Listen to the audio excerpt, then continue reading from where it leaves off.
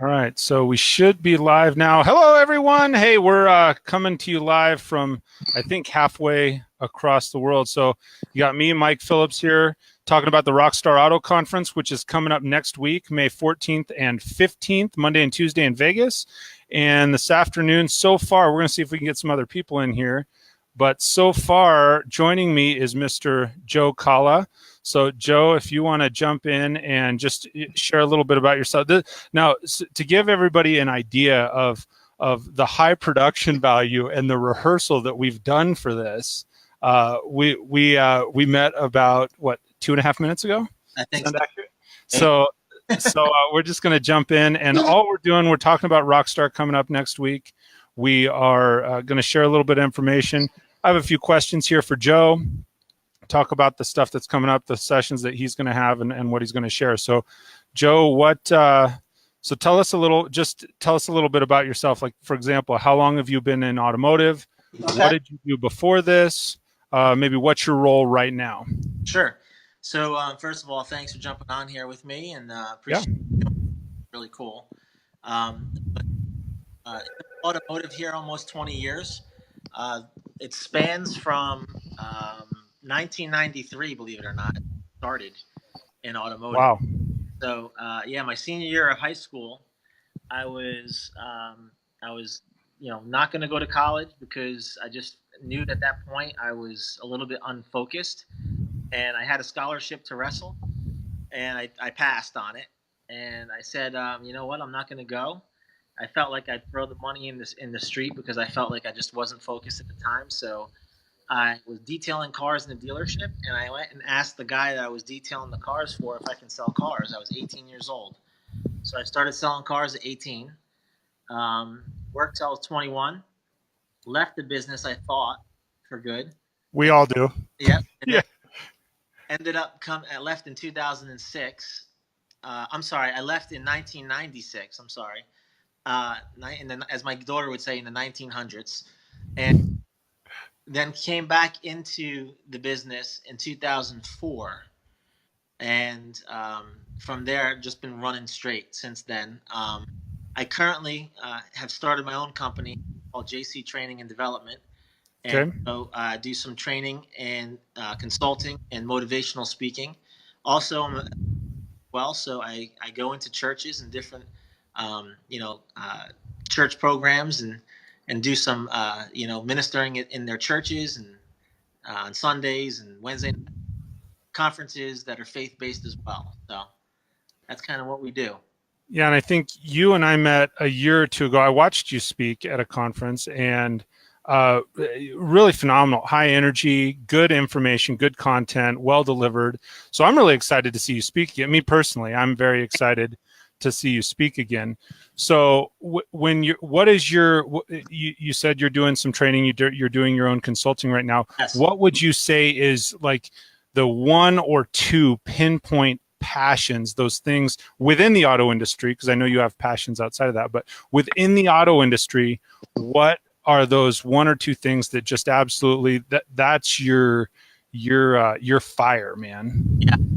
So right now the fire is burning in fixed operations with service BDC, as well as sales BDC, because I've been immersed in sales BDC for in internet sales last 14 years. I've really worked and as a BDC director for many years. I was a BDC 3 stores with the Penske Automotive Group, and so actually 4 stores. But the last role I had with them, we had Hudson Toyota, which was the Penske's #1 Toyota store in most profitability worldwide, and so we were doing probably about 600 to 1,000 cars a month when you start adding in, our fleet accounts and things like that. But when you just take retail alone, we're doing between 500 and 600 cars a month. And then we had 2 other stores, our Chrysler Jeep Dodge and also our Nissan store. And so our BDC was doing about 400 cars a month just through our BDC. And then that's fantastic. Yeah. So so really picked up a lot there. Also had worked with another individual standalone Toyota store that helped give me some really good experience as well with building another BDC for them, and also having a team of cradle to grave internet sales reps. Went from 4 to 8 internet sales reps, and also built a BDC from the ground up. And so it was very successful. The number one Toyota store in South Carolina. Hit a state record for the most new cars sold out of any franchise ever in South Carolina history. So really good things came out of that. So my fire, what you were saying is, what are the two things that really kind of just burn, and what's the passion there when it comes Yeah. to the motive side, is sales BDC. But it's, and when it comes, now let me just narrow that down a little bit more.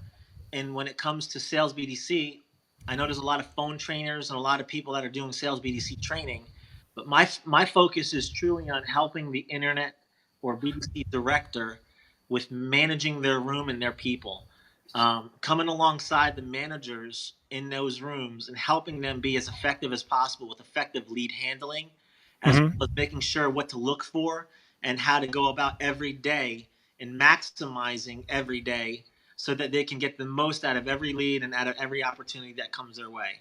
And then the second side of it would be the service fixed operation piece, which I've had some immersion in for the last 3 years as well, with And helping. that's huge right now. I'm sorry to interrupt you here, but that's one of those things that hits me because we run. I'm physically standing in our BDC. I mean, that's what I do currently also, where I'm positioned, and we have a service BDC as well, and that is such an untapped Yep. segment of our industry. Service BDC specifically, not service Yeah. drive, service riders, service training. I think that is phenomenal. It really is phenomenal, Joe, that you're doing that.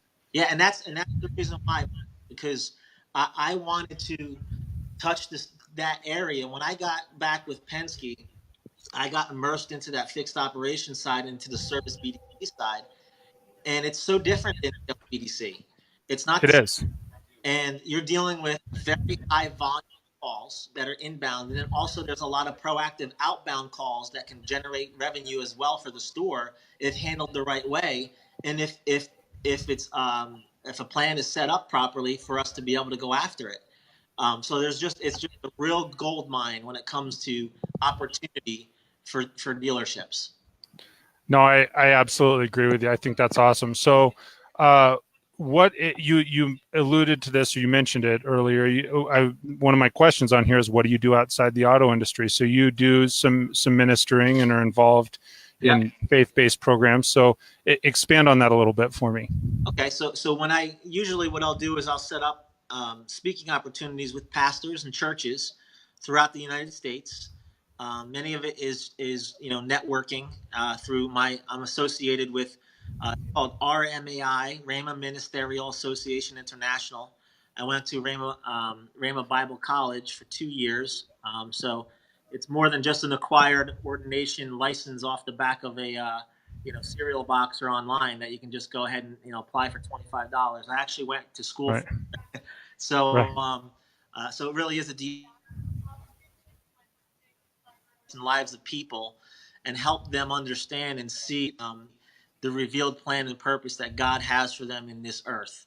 And I always like to liken it to, because we live in a digital world, but I start to see now that there's these cameras that are coming out. They're like Polaroids, but they call them something else now. I forget what they call them. My kids have them, Right. and they call something where when they take the picture, the film comes out and it looks black at first, but then as it begins to develop, you get to see what the picture looks like instantaneously there, and Right. it's not just digital.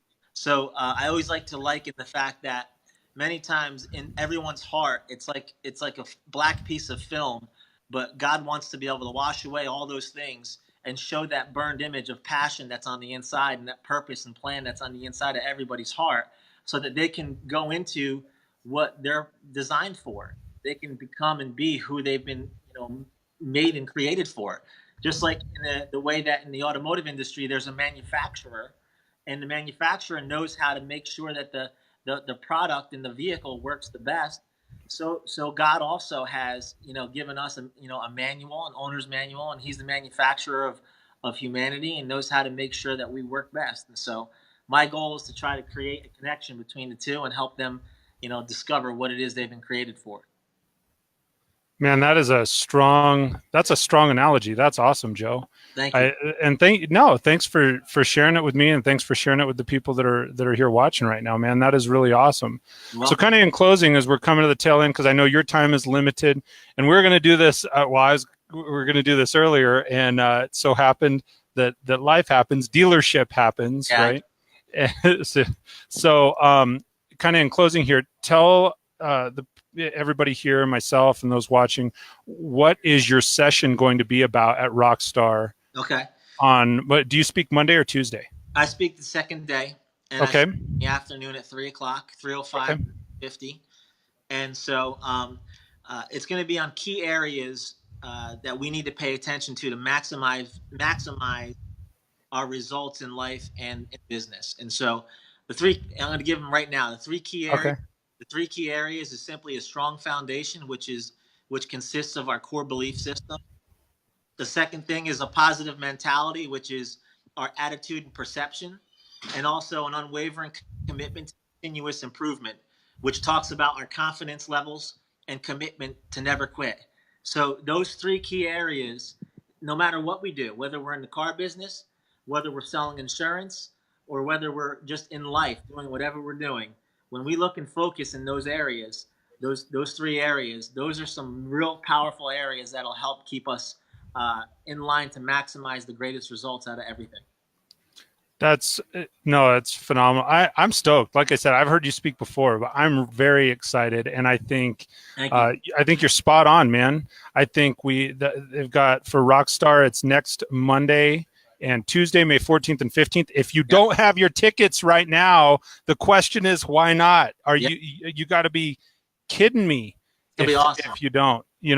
So we've got quite a few people watching: Sean, Dominic, and Chris Spear, and Patrick, and on down the. I don't know. It goes on down the list. So thank you guys for taking the time to tune in live. If you did, if somebody is watching this afterwards, then what you need to do, you need to go here to rockstarautoconference.com/store and get a ticket, or buy more than one ticket, or contact one of the speakers. Contact Joe. He's got a discount code.